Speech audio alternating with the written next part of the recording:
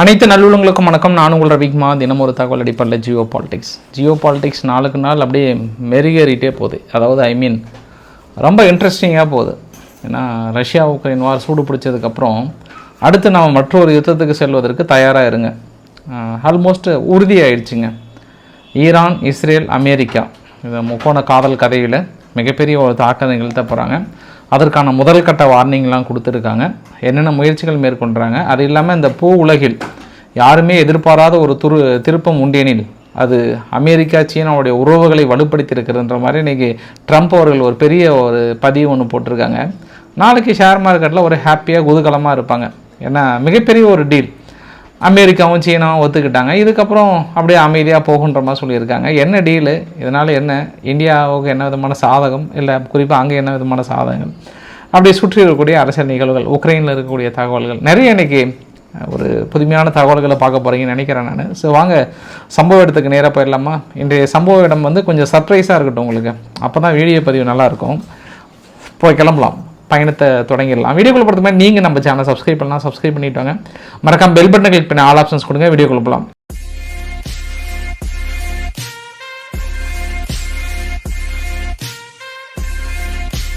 முதல் தகவல் இந்தியாவிலேருந்து ஆரம்பிச்சிடலாம். ரொம்ப நாளைக்கு அப்புறம் இந்த ஒரு தகவல், அதுவும் நம்ம சமீப காலமாக சொல்லப்பட்ட செய்தியோடு சம்மந்தப்பட்ட செய்தின்றதுனால நம்ம உங்ககிட்ட மகிழ்ச்சியாக தெரிவிக்கிற 2 சம்பவங்க. ஒன்று வாக்கர் உஸ்மான், அவர் தான் இப்போ பங்களாதேஷனுடைய இராணுவ தளபதியாக இருக்கிறாரு. யூனஸ் அரசாங்கம், அவர் தான் கேர்டேக்கராக இருக்கிறாரு, பங்களாதேஷனுடைய கேர்டேக்கர். இப்போ அவர் யூகேவுக்கு போகிறாரு, இவர் ஐரோப்பாவுக்கு போனார். இந்த 2 சந்திப்புமே சமீபத்தில் நிகழ்ந்த சந்திப்பு, இப்போ ரீசெண்டாக. அது இல்லாமல் இப்போ ஐரோப்பாவில் ஜெய்சங்கர் இருக்கிறார் இல்லையா, இப்போ அங்கே தான் இருக்கார். அதனால் அந்த சந்திப்புகள் நிகழ்த்தப்பட்டது. சரி, யூகேயில் என்ன பெரிய அளவுக்கு அவர்கிட்ட சொல்லியிருக்காங்கன்னா MI6 போய் சந்திக்கிறார்.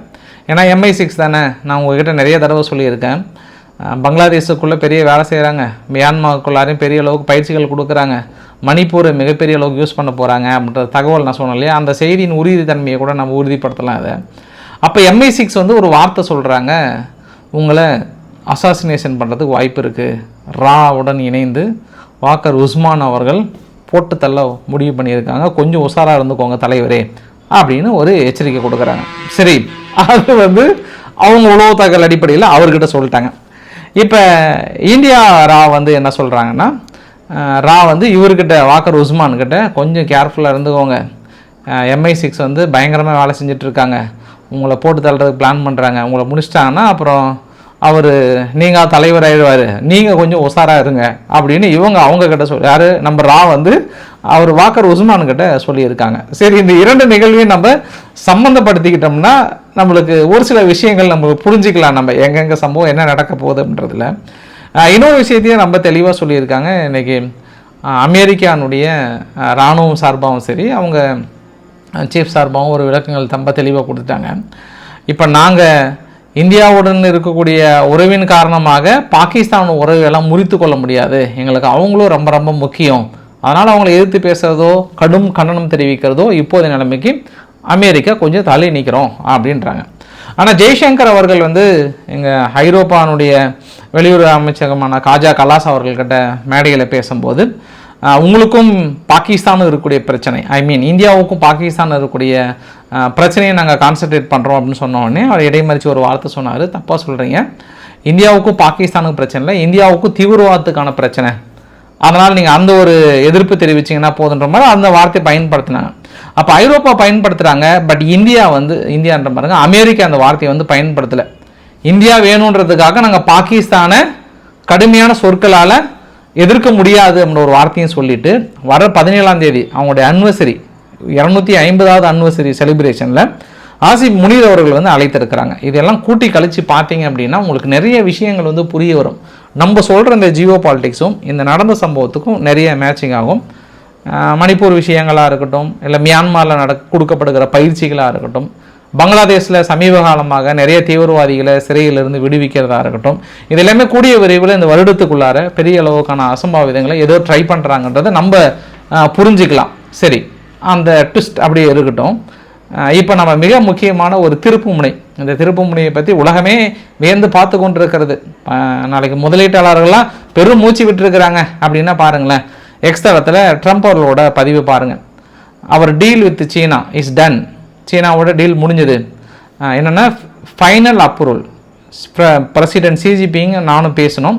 Full magnet and any necessary rare earth element, குறிப்பாக ரேர் எர்த் எலிமெண்ட் இருக்குல்ல, அது எல்லாமே சீனாவும் நாங்களும் பெரிய அளவுக்கு அவங்க எங்களுக்கு கொடுக்குற மாதிரியும், நாங்கள் பதிலுக்கு சீனாவுடைய ஸ்டூடெண்ட்டு எங்கள் யூனிவர்சிட்டியில் 55% மேலே 55% மாதிரி சாரி அவங்க இங்கே வந்து படிப்பதற்கான அக்ரிமெண்ட். அது இல்லாமல் நாங்கள் டேரிஃப் சீனா வந்து 10%, நாங்கள் 55% மேலே குறைச்சிருக்கிறோம் அப்படின்ற மாதிரி சொல்லிட்டு இந்த ஒரு ரிலேஷன்ஷிப்பை வந்து நாங்கள் போற்றி புகழுகிறோம். ஐ மீன் மிகப்பெரிய ஒரு அச்சீவ்மெண்ட்டு. இந்த அச்சீவ்மெண்ட்டை நம்ம என்ன சொல்லலாம், நேற்றே சொன்னாங்க மினரல் டீலும் மணியும் லண்டனில் ஆல்மோஸ்ட் சக்ஸஸ் ஆக போகுதுன்ற மாதிரிலாம் வந்து சொல்லியிருந்தாங்க. இந்த நிகழ்வை நம்ம ரொம்ப நாளாக சொல்லிகிட்டு இருக்கோம். இல்லை சீனா கிட்ட வேறு எடுத்த எலிமெண்ட் இருக்குங்க, அமெரிக்கா என்ன தான் வெகுண்டு பேசினா கூட வாய்ப்புகள் இல்லை அப்படின்றத நம்ம நிறைய தடவை சொல்லியிருக்கோம். ஏன்னா ஒரு 2 வாரத்துக்கு முன்பு இது ட்ரம்ப்போட பதிவு. அந்த பதிவில் சீனா வந்து எக்கனாமிக் டேஞ்சரில் இருக்காங்க, நாங்கள் ஹை டேரிஃப் போட்டதுனால அவங்களும் பெரிய அளவுக்கு பாதிப்புக்குள்ளானாங்க. அன்ட்ரெஸ்ட்டாக அங்கே இருக்கக்கூடிய சிவிலியன்ஸ், அங்கே இருக்கக்கூடிய கம்பெனியெல்லாம் பாதிக்கப்பட்டது. எங்ககிட்ட கெஞ்சி கேட்டதின் அடிப்படையில் நான் கொஞ்சம் ரிலாக்ஸ் கொடுத்தேன். இருந்தாலும் ரொம்ப நாளில் எங்கள் மீறிட்டாங்கன்ற மாதிரிலாம் ரொம்ப வீரவசனம் பேசினாங்க அமெரிக்கா தரப்பில். ஆக்சுவலாக நிகழ்வு நடந்தது என்னமோ வேறு விதமாக. அமெரிக்கா வந்து ஃபோன் பண்ண சொல்லியும் சீனா ஃபோன் பண்ணல, பதிலுக்கு அவங்கள பார்த்து கூட பேசலை. இது எல்லாமே அமெரிக்கா இறங்கி வந்து அதுக்கப்புறம் வந்து சீனா ஓகே சொல்லியிருக்காங்க. இந்த டேரிஃப் மாறி மாறி போடுறதில்ல பைடன் காலத்தில் தொடங்கி சீனா மீது பெரிய அளவுக்கு அந்த பெல்ட் அண்ட் ரோடு இனிஷியேட்டிவ் இருக்கு இல்லையா, அதை தடுப்பதற்காக நம்ம நிறைய தடவை பேசியிருக்கோம். ஒரு 200 பில்லியனுக்கு மேலே, 200லேருந்து 300 பில்லியனுக்கு மேலே செலவு பண்ணாங்கல்ல, அது நிஜமாகவே கை கொடுத்துருக்கிறதா அப்படின்னா லாட்டின் அமெரிக்கா பக்கத்தில் பாருங்கள் அந்த வரைபடத்தில். லாட்டின் அமெரிக்காவுடைய நாடுகள் மேலே மெக்சிகோவில் தொடங்கி கீழே அர்ஜென்டினா வரைக்கும் இதுவரை 130 பில்லியன் அளவுக்கான எனர்ஜி இன்ஃப்ராஸ்ட்ரக்சரை இன்க்ளூடிங் ஸ்பேஸ், அவுட்டர் ஸ்பேஸோடு சேர்த்து இன்வெஸ்ட் பண்ணியிருக்கிறாங்க. அதில் போர்ட் இருக்குது, அதாவது துறைமுகங்கள், காப்பர், லித்தியம், சேட்டலைட் ஸ்டேஷன், இது எல்லாமே இந்த லாட்டின் அமெரிக்காவோட தனது ஆதிக்கத்தை செலுத்தியிருக்காங்க. அதிலும் குறிப்பாக 9 பில்லியன் யுவான் கிரெடிட் லைனை வந்து அதெல்லாம் விசா பிரி ட்ராவல் டீலாக இருக்கட்டும், பெல்ட் அண்ட் ரோடு இனிஷியேட்டடாக இருக்கட்டும், இல்லை பனாமா கேனலோட ஆதிக்கத்தையாக இருக்கட்டும், இது எல்லாமே பெரிய அளவுக்கு. அது குறிப்பாக வெனிசுலாவில் 60 பில்லியன் அளவுக்கு மோனோபோலியாக இவங்க, அதாவது அவங்களுக்கு இவங்களுக்கும் ஏற்றுமதி இறக்குமதியை வந்து சக்ஸஸ் பண்ணியிருக்கிறாங்க. சிம்பிளாக சொல்லணுன்னா சீனா வந்து வெனிசுலாவுக்கு ஃபைட்டர் ஜெட் கொடுக்குறாங்க, 5G நெட்வொர்க் பிரேசிலில் கட்டுறாங்க, பொலிவியாவில் பெரிய அளவுக்கு போலீஸ் ஸ்டேஷன் ட்ரைனிங் கொடுக்குறாங்க, அர்ஜென்டினாவில் ஸ்பேஸ் ஸ்டேஷன் கட்டிகிட்டு இருக்காங்க. இது எல்லாமே இவங்க சமீப காலமாக அமெரிக்கா எடுக்கப்பட்ட ஒட்டுமொத்த முயற்சிகளும் எங்கே வந்து உங்களால் சக்ஸஸ்ஃபுல்லாக பண்ண முடியல, சீனாவுடைய ஆதிக்கம் எந்த இடத்துல இருந்தது அப்படின்னா இந்த வரைபடம் உங்களுக்கு அடுத்தடுத்து காட்டுறோம், உங்களுக்கு புரிஞ்சிடும். இந்த ரேர் எர்த் எலிமெண்ட்டில் ஒட்டுமொத்த உலகத்தோட தேவையில் 69.77 ஐ மீன் 70% ஏற்றுமதி உங்கள் கையில் இருக்குது. America 11.6%, Myanmar 7.97%, Australia 3.33, Thailand 3.33, Nigeria 3.33, India 0.74, Russia 0.64, Madagascar 0.51. இன்னும் உங்களுக்கு கிளியராக சொல்லணும், நம்ம சீனா கிட்ட தான் அதிகமான அளவுக்கு இறக்குமதி பண்ணியிருக்கும். நம்ம 2019 20, 23 24 வரைக்கும் சீனா கிட்ட இருந்து 6454 மெட்ரிக் டன் அளவுக்கு நம்ம ரேர் எர்த் எலிமெண்ட்டை இறக்குமதி பண்ணியிருக்கோம். ஜப்பான் 2, ரஷ்யா 3, கொரியா 3, அதர்ஸ் 390, அப்புறம் ஹாங்காங், ஃப்ரான்ஸ், சிங்கப்பூர், ஸ்வீடன் வரைக்குமே நம்ம இறக்குமதி பண்ணியிருக்கோம். இன்னும் உங்களுக்கு கிளியராக சொல்லணும் அப்படின்னா அந்த ரேர் எர்த் எலிமெண்ட்டில் என்னங்க மேஜராக இருக்குது, ஏன் அப்படி சீனா வந்து எல்லாத்தையும் ஆட்டி படைச்சிட்டு இருக்காங்க அப்படின்னா, இன்றைக்கி எலக்ட்ரிக் கார் மோட்டார் தயாரிப்புலேருந்து smart phone, laptop, MRI machines, அது இல்லாமல் இன்னும் எக்ஸ்பென்சிவான ப்ராடக்ட் எல்லாமே தயாரிப்பதற்கு இது தேவை. இது வந்து எக்ஸ்ட்ராக்ட் பண்ணதற்கான ப்ராசஸ் வந்து ரொம்ப ரொம்ப டிஃபிகல்ட்ன்றதுனால சீனாவுடைய ப்ரொடக்ஷனில் 70% இருந்தாலும் மற்ற நாட்டிலையும் உள்ளே போயிட்டு அவங்க தலையிட்டு வாங்கி ப்ராசஸிங் மேக் பண்ணுறாங்க. லைக் மியான்மார் போன்ற நாடுகளில் பெரிய அளவுக்கு இருக்குது. அங்கே எல்லாமே இவங்க மினரல்ஸை எடுத்து எக்ஸ்ட்ராக்ட் பண்ணுறதுல சீனா தான் ரொம்ப டாப்பில் இருக்காங்க.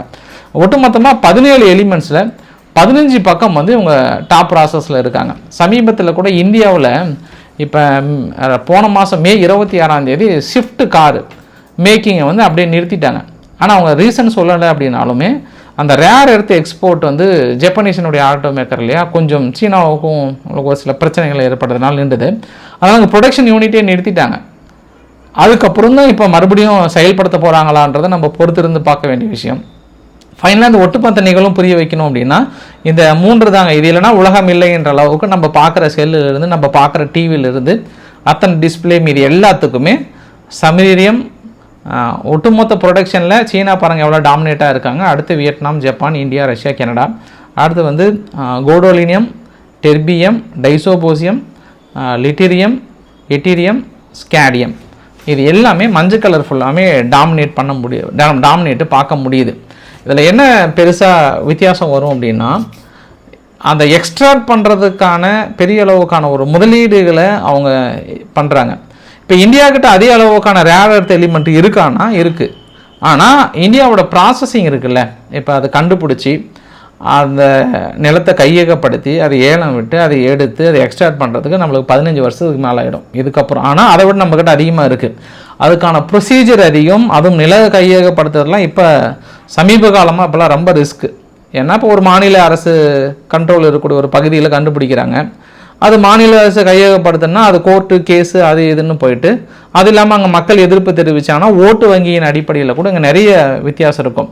அது இல்லாமல் இங்கே மண்ணா விவசாயமா அப்படின்னு பார்க்கும்போது விவசாயத்துக்கான முக்கியத்துவம் அதிகமாக இருக்குது. அப்போ அரசாங்கத்தினுடைய வலிமைகள் இந்த இடத்துல வந்து ஓட் பேங்கின் அடிப்படையில் கூட நிறைய பாதிக்கப்படும். சீனா அந்த மாதிரியான விஷயம் இல்லை. அவங்க அதன் அடிப்படையில் அவங்க சீக்கிரமாக அக்செப்ட் பண்ணுறாங்க. நம்மக்கிட்ட இருந்தாலுமே இதுக்கப்புறம் நம்மளால் எடுக்க முடியுமா அப்படின்னா அது நான் கேள்விக்குரிய அந்த இடத்துல வைக்கிறேன். நான் ஒன்று எடுக்க முடியும், மலையை குறைஞ்சி அந்த மலை இயற்கை வளங்களை அடிச்சுட்டு அந்த கல் வேணால் சேல்ஸ் பண்ண முடியும். அது மாநில அரசு கொடுத்து வருவாய் கொடுக்கறனால அங்கங்கே எல்லா ஸ்டேஷன்லையும் அப்படி இப்படி நடக்குதுன்னு நினைக்கிறேன் நான். பட்டு இது மாநில அரசையும் தாண்டி இந்தியாவுடைய வருவாய் வரும்போது அது கொஞ்சம் ரிஸ்க்காக இருக்குன்றது நான் அதுக்கு மேலே நான் புரிய வைக்க விரும்பலை. நான் மற்ற விஷயத்துக்கு போயிடறேன்னா நம்ம நிறைய விஷயங்கள் பேச வேண்டியது இருக்கிறது. வள குளம்லாம் இருக்கக்கூடாது. நேராக இங்கேருந்து ஃப்ளைட்டை பிடிச்சிட்டு இந்தியாவிலேருந்து நம்ம அடித்தோம்னா நம்மளுடைய பயணம் வந்து உக்ரைனுக்கு கிளம்ப போகிறோம். ஏன்னா கடந்த 2-3 நாட்களாக உக்ரைனுடைய எல்லை பகுதியில் ஒரு 1214 வீரர்கள், இறந்து போன வீரர்களை வைத்து கொண்டு தடுமாறிட்டு இருந்த ரஷ்யாவுக்கு ஒரு நற்செய்தி என்ன அப்படின்னா 1212 வீரர்கள் ஐடென்டிஃபை பண்ணி இது எங்களுடைய வீரர்கள் என்று இன்று வாங்கியிருக்கிறாங்க உக்ரைன் தரப்பில். குறிப்பாக இவங்க எங்கெல்லாம் போரிட்டு இருந்திருக்காங்கன்னா குர்க்ஸ், கார்கிவ், லுகான்ஸ், டானக்ஸ், ஜாப்ரோஷிஷா, கெர்சன் போன்ற பகுதியில் வீர மரணம் அடைந்த வீரர்களை நாங்கள் வாங்கியிருக்கிறோம்ன்றாங்க. இன்னும் அடிஷ்னலாக ஒரு 4000 இருக்குது. அது இல்லாமல் பின்னாடி ஒரு 40,000 இருக்குது. கொஞ்சம் சீக்கிரமாக வாங்குங்கோ அப்படின்னு சொல்லியிருக்காங்க. இந்த 1212 வாங்குறதுக்கு எத்தனை நாள்? இதில் உங்களுக்கு இன்னொரு சந்தேகம் வரல, பதிலுக்கு எவ்வளோ கொடுத்துருக்காங்கன்றத 27 பாடி கொடுத்துருக்காங்க. அவங்க 1212 கொடுத்ததுக்கு இவங்கக்கிட்ட இருக்கிறதே 27 பேர் தான். இன்னும் பின்னாடி பெண்டிங் இருக்குது. ஆனால் நீங்கள் யூகே இன்டெலிஜென்ட்டுக்கிட்டேயோ இல்லை உக்ரைனுடைய உளவுத்துறைக்கிட்டேயோ இல்லை வேறு யாருக்கிட்ட கேட்டாலுமே ரஷ்யாவில் லட்சக்கணக்கில் இறந்துருக்காங்க. இன்ன வரைக்கும் உக்ரைனில் 20,000க்கு மேலே கூட இறப்புகள் இல்லை. அதை நீங்கள் நோட் பண்ணிக்கோங்க. நம்மளால உங்களுக்கு சோறு எனக்கு சோறுன்றதுனால நான் உங்ககிட்ட சொல்லிடுறேன், நீங்கள் பிடிச்சிக்கோங்க பாயிண்ட்டை. ஒரு 3 இடத்துல பெரிய தாக்குதல். எந்த இடம்னா சமீ ரீஜியனில் ஒரு பெரிய இழப்புகள். ஒரு அக்ரிகல்ச்சர் யூனிட்டு மீது எல்லா இடத்துலையும் தாக்குதல். ஏன்னா சமீ ரீஜியனுக்கும் மேலே குர்க்ஸ் ஒப்லாஸ்ட்லேருந்து கீழே பார்த்தோன்னா இப்போ ஆல்மோஸ்ட் ஒரு 15 கிலோமீட்டர் மேலே நெருங்கிட்டாங்க. ரொம்ப ஒரு முக்கியமான நகரம். இன்றைக்கி காலைல ஜெலன்ஸ்கி கிட்டே கேட்குறாங்க, தலைவரே என்ன இன்னும் மக்களை பின்வாங்காமல் இருக்கீங்க? என்ன அப்படின்னா மக்களை பின்வாங்கிட்டேன் அப்படின்னா வந்து ரஷ்யா ஈஸியாக உள்ள நுழைஞ்சிருவாங்க. அப்போ நான் அந்த இடத்த விட்டு கொடுத்த மாதிரி அர்த்தம் ஆகிடும். அதனால தான் அங்கே இருக்கக்கூடிய மக்களை நான் இன்னும் வெளியேற்றாமல் அங்கேயே வச்சுருக்கிறேன்றாரு. அப்போ மக்களை கேடயமாக பயன்படுத்தி அந்த இடத்த ஹோல்டு பண்ணணும்னு நினைக்கிறீங்க. நாளைக்கு தாக்குதலும் வரும்போது அந்த இடத்த நடத்தும் போது ரஸ்கா குஸ்கான்னு வீடியோ போட வேண்டியது. ஆக்சுவலாக போர்னுடைய நியதி என்ன? ஒரு பகுதியில் முன்னேறும் போது இந்த பகுதி வரும் வெளியேற்றுருங்க அப்படின்னா அது வெளியேற்றுவாங்க, ரஷ்யாவும் வெளியேற்றுவாங்க. அப்படி தான் போர் நடந்துகிட்ருக்கு. ஆனால் இந்த தடவை நான் வெளியேற்றவே மாட்டேன்னு பிடிவாதமாக இருக்கிறாரு ஜெலன்ஸ்கி. ஸோ சமீ ரீஜியன் நெருங்க மக்கள் வெளியேறாமல் இருக்கிறதுனால பெரிய ஒரு அசம்பாவிதம் நடக்குமோன்று ஒரு பதற்றம் அந்த இடத்துல கண்டிப்பாக தொற்றி கொண்டிருக்கிறது. ஏன்னா தாக்குதல்கள் கொஞ்சம் கூட குறையல. குறிப்பாக இவங்க ரஷ்யாவுக்குள்ளே போயிட்டு எப்போ அவங்க பெரிய அளவுக்கு அங்கே இருக்கக்கூடிய விமானங்கள் மீது எல்லாத்தையும் தாக்கல் நடத்தினாங்களோ, இந்த வரைபடத்தை புரிய வைக்க விரும்புகிறேன் நான். ஜூன் 1லிருந்து 10ஆம் தேதி வரைக்கும் உக்ரைன் வந்து பெரிய அளவுக்கான சம்பவத்தை செஞ்சுருக்காங்க. 1, 2, 3ன்ட்டு கண்டுபிடிங்க. கொஞ்சம் கண்ணு உருட்டினீங்கன்னா கொஞ்சம் கிடைச்சிரும் நம்பர் உங்களுக்கு. 1 அப்படின்றது வந்து டெர்னோபில்ன்ற பகுதியில், போலந்துக்கு பக்கத்தில் லிவ் பக்கத்தில் டெர்னோபில், இந்த இடத்துல பெரிய இழப்புகளை சந்தித்தாங்க. 2ன்னு போடுற பகுதி வந்து கியூ, கிட்டத்தட்ட 57 தாக்குதல் பெரிய அளவுக்கு நிகழ்த்தப்பட்டிருக்கிறது. அதாவது ட்ரோனுக்கு அனுப்பினாலும் அவங்க இடைமறி தாக்கல் நடத்தினாங்க, இழப்புகள். 3 அப்படின்னு போடுறது பார்த்து கார்கியூ பகுதியை டார்கெட்டை வைத்திருக்காங்க, மெயினாக இலக்குகள் வைத்தது. 4 பார்த்தோம்னா டினிப்ரோ அப்படின்ற ஒரு பகுதியில், இங்கே ஜாப்ரோசிசியாவுக்கு மேலே. 5 பார்த்தோம் அப்படின்னா ஜாப்ரோசிசியா பகுதியில், டினிப்ரோ அது கீழே 5. 6 பார்த்தோம் அப்படின்னா ஒடிசாவை பக்கத்தில் மைக்கோல்வியா. இந்த பகுதி எல்லாமே பெரிய இலக்குகள் வைக்கப்பட்டு அது உக்ரைன் பெரிய அளவுக்கான இழப்புகளை சந்திச்சிருக்கிறாங்கன்றது நம்மளுக்கு புரியுது. இப்போ தான் ஓடி வராங்க இந்த தாக்குதல் இதுக்கெல்லாம். அப்புறம் காலையிலே உங்ககிட்ட சொல்லியிருந்தேன் ரவிக்குமார் ஆர்கே சேனலில், ஐரோப்பா பெரிய அளவுக்கான பொருளாதார தடைகளை போகிறதுக்கு ஆயத்தமாக இருக்காங்கன்னும் போது ஒரு பெரிய உங்களுக்கு செய்தி, அதாவது பேட் நியூஸ் என்னென்னா, இப்போ திடீர்னு ஃப்ரான்ஸில் இன்னைக்கு காலையிலேருந்து ஒரு நியூக்ளியர் ரியாக்டர்னுடைய இது வந்து கிராக் ஏற்பட்டிருக்கான். அதனால் உற்பத்தி வந்து பெருசாக பாதிக்கப்படுதான். அதனால் அங்கே இருக்கக்கூடிய மின்சார விலையேற்றம் என்பது 8.4% அளவுக்கு அதிகமாகுன்றாங்க. குறிப்பாக ஜெர்மனியில் 13%, இன்னும் யூகேயில் அதிகமான அளவுக்கு. ஏன்னா இப்போ ரொம்ப கிரிட்டிக்கல் கண்டிஷனில் இருக்கும்போது கரெக்டாக ஃப்ரான்ஸுடைய ஒரு ரியாக்டர் பாதிக்கப்படுறதுனால அடுத்த விலையேற்றம், ஏற்கனவே ஐரோப்பாவில் விலையேற்றத்தால் பாதிக்கப்படுகிற இந்த சமயத்தில் அடுத்த கட்ட பொருளாதார தடை. உரசல்லா வாண்டர்லையான் தீப்பொறி திரும்பத்தோட தங்க சின்னதிரம்ப சொல்லியிருக்காங்க, வரக்கூடிய G7 சமிட்டில் கனடாவில் நடக்குதுல்ல, அப்போ அவங்களுடைய முக்கியமான கோரிக்கைகள் ஆயில் ப்ரைஸ் ஒரு பேரலுக்கு $60 $45 வாங்க குறைக்க போகிறாங்களாம். அதாவது இனி ரஷ்யா கிட்டேருந்து வாங்கினாவே நார்த் ஸ்ட்ரீம் பைப்லைனை ஒட்டுமொத்தமாக பேன் பண்ணுறாங்க. 22 ரஷ்யனுடைய பேங்க் ஸ்விஃப்ட் பேங்க்லேருந்து எடுக்க போகிறாங்க. ஆயில் இம்போர்ட்டட் இறக்குமதியை 3ஆம் தர நாடுகளுக்கு தடை விதிக்கிறாங்க. 77 ஷிப்பு ரஷ்யா பேஸ்டு ஷேடோ பிளேட்டுக்கு தடை விதிக்கிறாங்க. இதில் 4 கப்பல் இந்தியானுடைய கப்பல். Note this point your honour. அப்புறம் blocking export 2.5 billion dual use technology industrial கூட்ஸை வந்து தடை விதிக்கிறாங்க. இந்த அளவுக்கான தடைகளை G7 சமிட்டில் கொடுக்க போகிறாங்க, அது ஓகே பண்ண போகிறாங்க. அந்த G7 சமிட்டுக்கு இந்தியா வந்து ஆல்மோஸ்ட் கலந்துக்கிறாங்கன்னு நினைக்கிறேன் நான். அதையும் நான் உங்களுக்கு கூடுதல் தகவலாக அடிஷ்னலாக சொல்கிறேன். கனடாவில் நடக்கிறல பாருங்களேன், இவ்வளோ இழப்புகள் இதெல்லாம் சந்தித்தோம். இவங்க இதெல்லாம் ஏற்கனவே அவங்க போட்ட பொருளாதார தடைகள் பெரிய அளவுக்கு சக்ஸஸ் இல்லை. இதில் உங்களுக்கு ஒரே ஒரு ஃபெயிலர் நான் சொல்லட்டுங்களா? ஏற்கனவே நான் சொல்லியிருக்கேன் நான். இப்போ ஒரு குரூட் ஆயில் பேரலோட விலை $60. ஆனால் இவங்க சொல்கிறாங்க ரஷ்யா கிட்டேருந்து வாங்கினா $45 தான் வாங்கணும், எல்லாம் வாங்கக்கூடாதுன்றாங்க. இப்போ 3ஆம் தர நாடுகளான இந்தியா போன்ற நாடுகள்லாம் சரிங்க நீங்கள் சொல்கிற மாதிரியே நான் $45 வாங்கிக்கிறேன்னு வாங்கிட்டு வேறு ஒரு வழியாக பணம் கொடுத்துட்டாங்கன்னா நீங்கள் எப்படி கண்டுபிடிப்பீங்க? இப்போ ஃப்ரான்ஸுக்கு ரொம்ப தேவை. ஃப்ரான்ஸில் உள்ளே இருக்கக்கூடிய நிறுவனங்கள் என்ன பண்ணுறாங்க, டீல் ஏற்படுத்திக்கிறாங்க. ஏன்னா அவங்க கொடுக்க முடியாதுன்றாங்க. அப்போ நீங்கள் இது எப்படி, உங்களோட கிரெடிபிலிட்டி என்ன? இங்கே தான் நீங்கள் விட்டுறீங்க ஐரோப்பா. ஏதோ நீங்கள் பெருசாக மைக்கை பிடிச்சிட்டு பேசுகிறனால நீங்கள் சக்ஸஸ்ன்னு நினைக்கிறீங்க. இந்த ஷிஃப்ட்டு கோடு யூஸ் பண்ணுற 19 பேங்க்குக்கு நீங்கள் தடை விதிக்கிறீங்க. அது ஏற்கனவே நீங்கள் போடாத தடையா? அது இல்லாமல் இப்போ சீனா வந்து வலுப்பெறதுனால இப்போ நம்ம அமெரிக்காவும் சீனாவும் அந்த அக்ரிமெண்ட் டீலில் பார்த்தோம்ல, அதில் சீனா ஸ்ட்ராங் ஆகிட்டாங்க. சீனா ஸ்ட்ராங் ஆனாவே அங்கே ரஷ்யா ஸ்ட்ராங் ஆன மாதிரி. ஏற்கனவே ரஷ்யா என்ன சொல்லியிருக்காங்கன்னா, நீங்கள் எங்கள் ஷிஃப்ட் கோடை பயன்படுத்தி கொடுக்கணும்னு அவசியம் கிடையாது, சீனானுடைய ரூபில் நீங்கள் ட்ரான்ஸ்ஃபர் பண்ணுங்கள், நாங்கள் யூஸ் பண்ணிக்கிறோன்ட்டாங்க. யுவானில் வேறு என்ன உங்களுக்கு எப்படி நீங்கள் இதை சக்ஸஸ் பண்ண போகிறீங்கன்றது தெரியல. பட் அவங்க எல்லாமே வல்லுநர்களாக இருக்காங்க, பெரிய பெரிய ஆளுங்களாக இருக்காங்க. வெள்ளைக்காரங்க எப்பவுமே போய் சொல்ல மாட்டாங்க, ரொம்ப நாலேஜபிள் பர்சனுமே கூட. அதனால் நம்ம இங்கே உட்காந்த இடத்துல விமர்சனம் பண்ணுறதுக்கு ஈஸியாக தான் இருக்கும். அவங்க சக்ஸஸ் பண்ணிவிடுவாங்க, முடிச்சுடுவாங்க கதையை. பொறுத்திருந்து நம்ம பார்க்க வேண்டிய ஒரு தருணம் கூட. நேற்று உங்ககிட்ட ஒரு கேள்வி ஒன்று கேட்டிருந்தேன், நானுமே கொஞ்சம் டவுட்டாக இருந்தேன். ஹங்கேரியினுடைய பிரதமர் விக்டர் ஓர்பன் அவர்கள் திடீர்னு கொஞ்சம் அப்படியே சைடு மாறினார். ரஷ்யாலாம் அவ்வளோ சீக்கிரம் ஜெயிக்க மாட்டாங்க, அது ஏன்னா இப்போ G7 பாருங்கள், நேட்டோ நாடுகள் கொஞ்சம் ஸ்ட்ராங்காக இருக்கிறதுனால கொஞ்சம் டவுட்டு தான் அப்படின்ற மாதிரி சொன்னோம்ல, அதுக்கான காரணங்கள் இன்றைக்கி கிடச்சிருச்சு. இன்றைக்கி ஹங்கேரி ஃபுல்லாக விக்டர் ஓர்பனுக்கு எதிராக மிகப்பெரிய ஒரு போராட்டம். அப்படின்னா லைட்டாக அரசியல் புரட்சிலாம் என்ன சொல்ல வரார் அப்படின்னா, நான் ஐரோப்பா கூட தான் இருக்கேன், அமெரிக்கா கூட தான் இருக்கேன், எனக்கு எதிராக எந்த சதி திட்டமும் செஞ்சிடாதீங்கப்பா, நான் உங்கள் ஆள் அப்படின்னு சொல்ல வராரு. அதை தடுக்கிறதுக்கு தான் நேற்று ஜெலன்ஸ்கி ஓடி வந்து இல்லை அவர் நம்பாலாம் இல்லை, அவங்க 2 பேர் உள்ளே வந்து ஸ்பைவேல்லாம் பார்த்து ரஷ்யாவுக்கு தகவல் கொடுக்குறாங்க, அதையும் நோட் பண்ணுங்க எவரானார் அவரு உள்ளே ஓடி வந்து ஆட்டையை கலைக்க பார்க்குறாரு. அதனால் அங்கே ஒரு விஷயம் நடந்துட்டுருக்கு. இப்போ நம்ம நேரம் எங்கே போகிறோன்னா 3ஆம் உலக யுத்தத்தை நோக்கி போக போகிறோம். ஏன்னா நடக்கிற நிகழ்வுகள் அப்படி தான் தெரியுது. அடுத்த யுத்தத்தை நோக்கி போக போகிறோம். எங்கன்னா ஈரான். இன்று ஒரு பேட்டியில் ட்ரம்ப் அவர்கள் 2வது தடவையாக சொல்கிறாரு, ஆல்மோஸ்ட் நான் ரொம்ப ஃபஸ்ட்டு கான்ஃபிடெண்ட்டாக இருந்தேன் எங்களுக்கும் ஈரானுக்கும் பேச்சுவார்த்தை என்பது, இப்போ லெஸ் கான்ஃபிடென்ட், ஆல்மோஸ்ட் நான் கான்ஃபிடென்ட்டை இழந்துட்டேன், இதுக்கப்புறம் டீல் ஏற்படும் அப்படின்றதுல என்னோட நம்பிக்கையில் 1% கூட இல்லை அப்படின்றத நான் முழுமை பெற்றுட்டேன்றாரு. நெதன்யாகு அவர்கள்கிட்ட வந்து பேசிட்டேன் அப்படின்றார். அப்படின்னா நம்ம என்ன புரிஞ்சுக்கலாம், தாக்குதல் உறுதி, அது எந்த நேரத்தில் எப்போனாலும் நிகழலாம், இல்லை அதுக்கான பிளான் வந்து போயிட்டுருக்கு, அதை எக்ஸிக்யூட் பண்ண போகிறாங்க.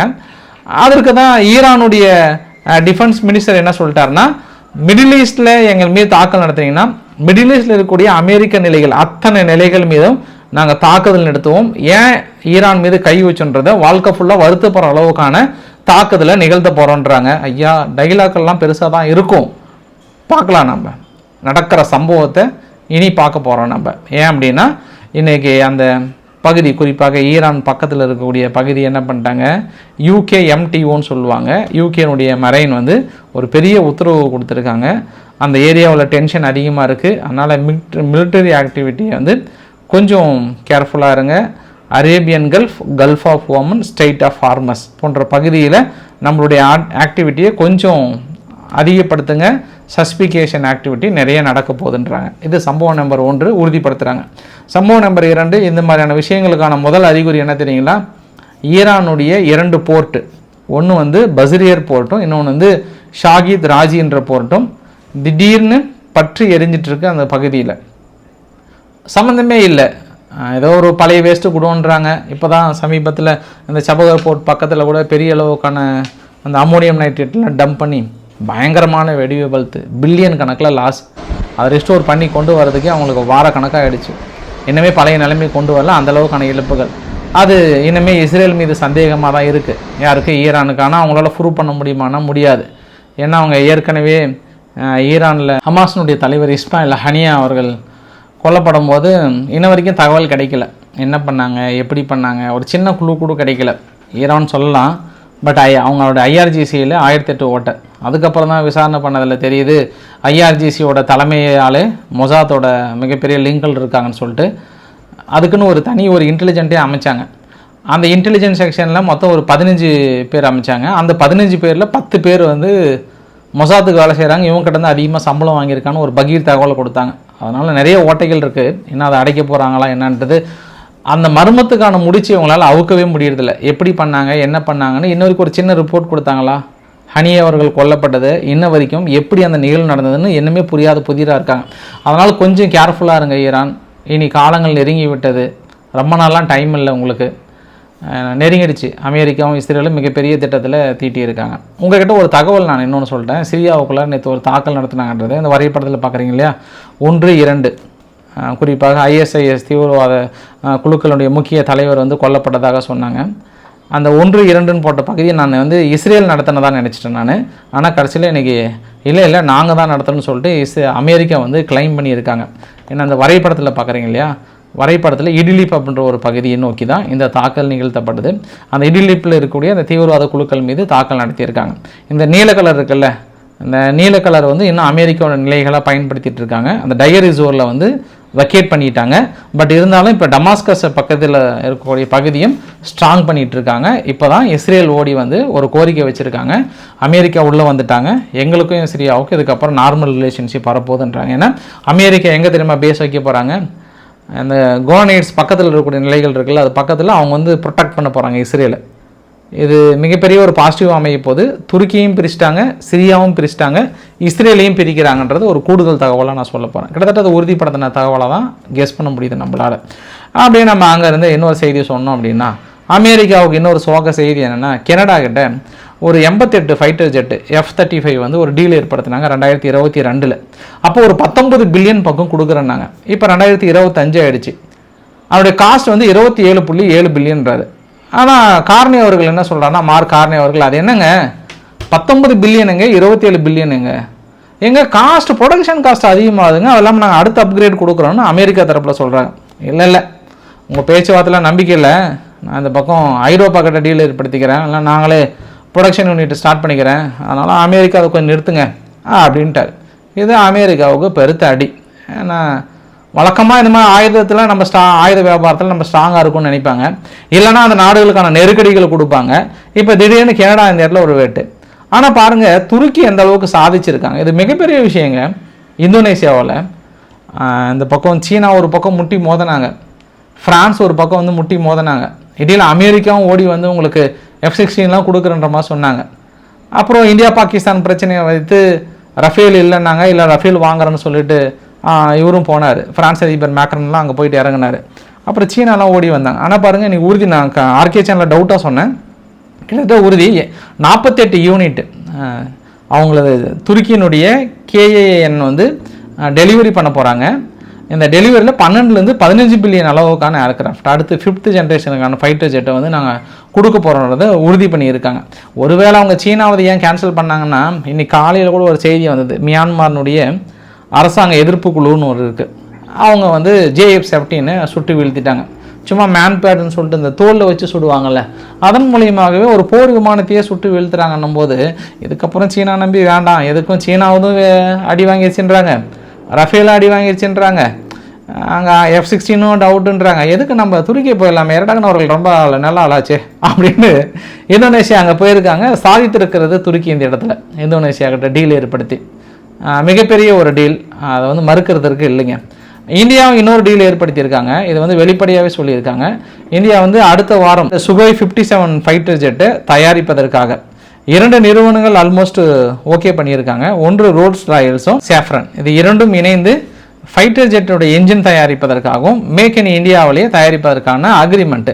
லாஸ்ட் பாயிண்ட்டை நோட் பண்ணுங்கள், இது வரைக்கும் F-35 வந்து பட் நோ ப்ரொபோசல் ஃபார் அக்வரிங்கிற ஒரு வார்த்தை பயன்படுத்தியிருக்காங்க.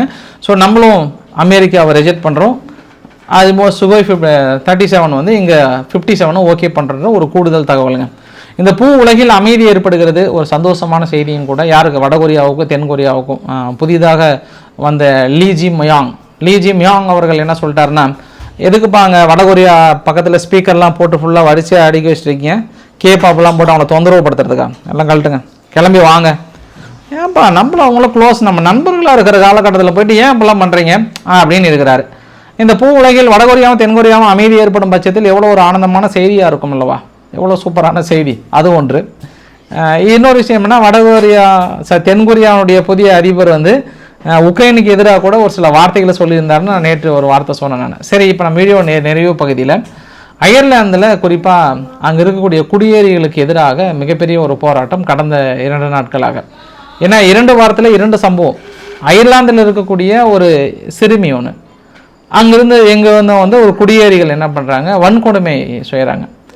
இது 2 சம்பவம் அடுத்தடுத்து நடக்குது. வன்கொடுமை செய்து அடுத்தடுத்து கொல்லப்படுறதுனால அங்கே இருக்கக்கூடிய மக்கள் எல்லாத்துக்கும் காரணம் இந்த குடியேறிகள் தான் பிரச்சனை. குறிப்பாக லாட்டின் அமெரிக்காவிலேருந்து சைட்லேருந்து வரக்கூடிய குடியேறிகள், லாட்டின் அமெரிக்காவிலேருந்து ஆப்பிரிக்கா சைடில் இருக்கக்கூடிய குடியேறிகள் அப்படின்னு சொல்லிட்டு அவங்க தங்கியிருக்கிற வீடுகளை கொளுத்த ஆரம்பிச்சிட்டாங்க. பெரிய அளவுக்கான போராட்டம். அயர்லாந்தும் கொஞ்சம் பெரிய அளவுக்கு எடுத்திருக்கிறது. சமீப காலமாக அமெரிக்காவில் போராட்டம், அதை பற்றி நம்ம தொடர்ந்து பேசிகிட்டு இருக்கோம். அந்த வேலையிலே அயர்லாந்தில் இருக்கக்கூடிய போராட்டம் வந்து மிகப்பெரிய ஒரு கவனத்தை திருப்பி இருக்கிற ஒரு செயலுமே கூட. ஓரளவுக்கான தகவலை முடிச்சுட்டு நினைக்கிறேன் நான். பிடிச்சிருந்தா லைக் பண்ணுங்கள், ஃப்ரெண்ட்ஸுக்கு ஷேர் பண்ணுங்கள், சப்ஸ்கிரைப் பண்ணுங்கள். ரவிக்குமார் சோமு சேனல். நன்றி, வணக்கம்.